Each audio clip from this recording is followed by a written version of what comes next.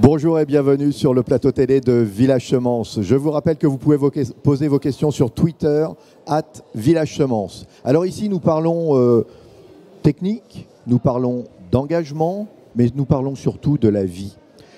Alors ce matin j'ai le plaisir de recevoir pour cette émission Bruno Cardo. Bruno, bonjour. Salut Alexandre. Vous êtes céréalier? Oui, dans les Hauts-de-France, dans l'Aisne. Comment ça va? Ben, ça va très bien. Le salon des retrouvailles, c'est des vraies retrouvailles. Des vrais? Ouais, il y a une super ambiance et la chaleur, elle est sur tous les stands. Et voilà, l'envie était avant et là, on vit des bons moments. Est-ce que ça rebooste? Ouais, ça rebooste, on a besoin de ça. Alors, la plaine me manque. Vivement ce soir, je rentre à la maison, mais voilà, ça rebooste, c'est clair, ouais. Alors si on revient sur le métier de céréalier, qu'est-ce qui a changé au fil des années? Quelles sont les contraintes aujourd'hui dans votre métier? Alors, il y a beaucoup de choses qui ont changé et ça s'est accéléré, j'ai envie de dire, ces dernières années. Clairement, moi, pour nourrir sainement et durablement, j'ai plusieurs leviers. J'ai un levier agronomique en premier, avec les compétences, avec des rotations de culture. Ensuite, j'ai un levier technologique. On a énormément de tech. On s'en rend peut-être pas compte, mais on a énormément de tech pour cultiver. Et ensuite, il y a tout ce qui est soins des plantes et chimie.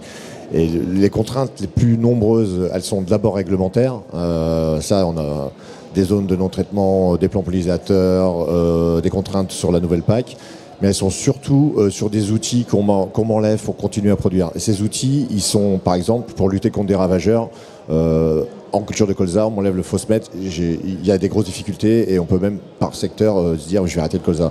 On m'enlève les néonicotinoïdes. Ça remet carrément en cause toute la filière. Pas que moi, agriculteur, producteur de betteraves sucrières, mais toute la filière. Voilà. On m'enlève des outils de plus en plus et on se retrouve dans un entonnoir agronomique et technique sur le terrain qui fait que j'ai peur qu'il y ait de plus en plus de conséquences sur nos assolements, donc sur nos produits.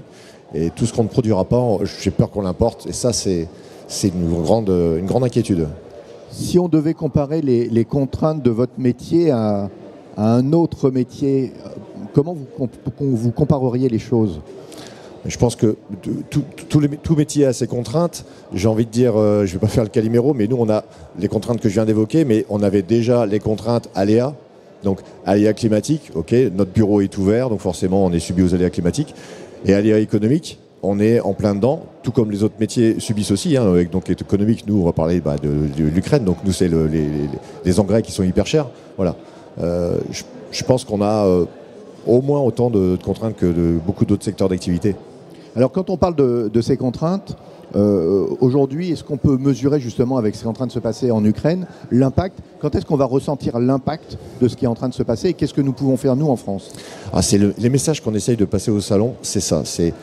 On sait déjà d'avance, avec ce qui se passe en Ukraine, combien de millions de tonnes il va nous manquer en céréales, blé, colza, tournesol. Donc là, on va parler d'huile, de farine. On sait déjà parce que c'est en ce moment qu'on sème.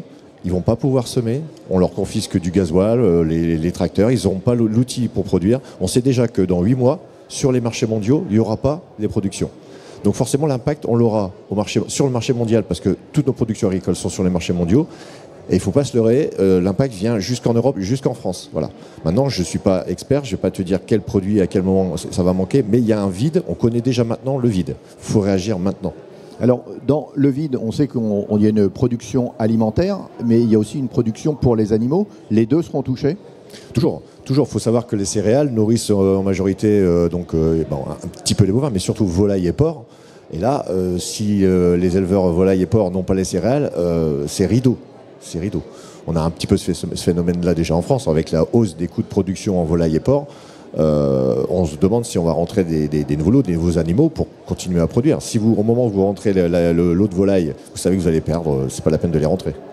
Alors là, on voit qu'il y a un certain nombre de problèmes. On est à un tournant. Qu'est-ce qu'il faut faire? Quelles sont les actions à mener? Comment les politiques peuvent-ils nous aider aujourd'hui pour faire face à ce qui va nous arriver?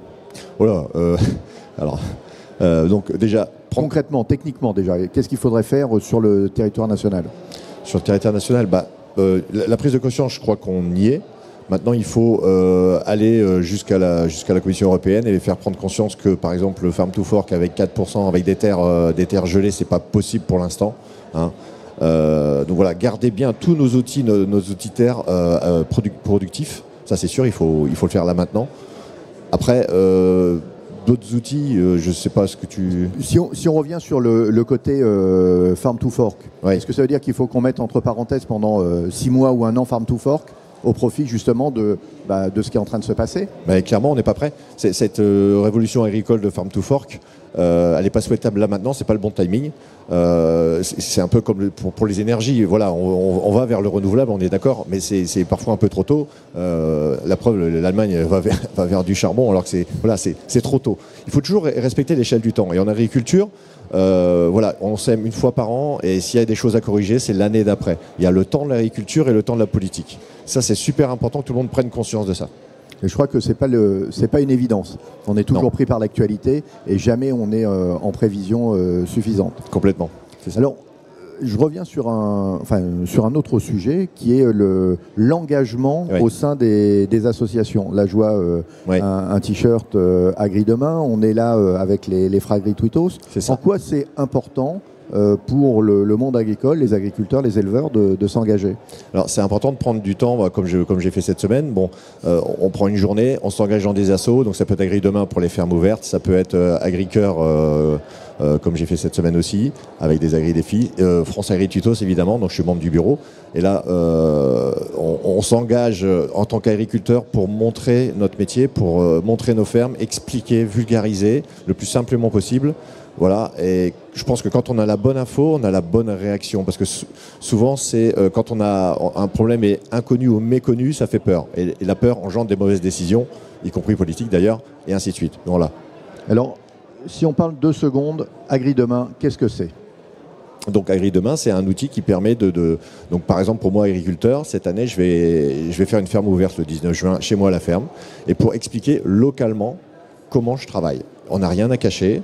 Il y aura les élus du coin, le grand public, évidemment, c'est à eux qu'on doit expliquer l'assiette.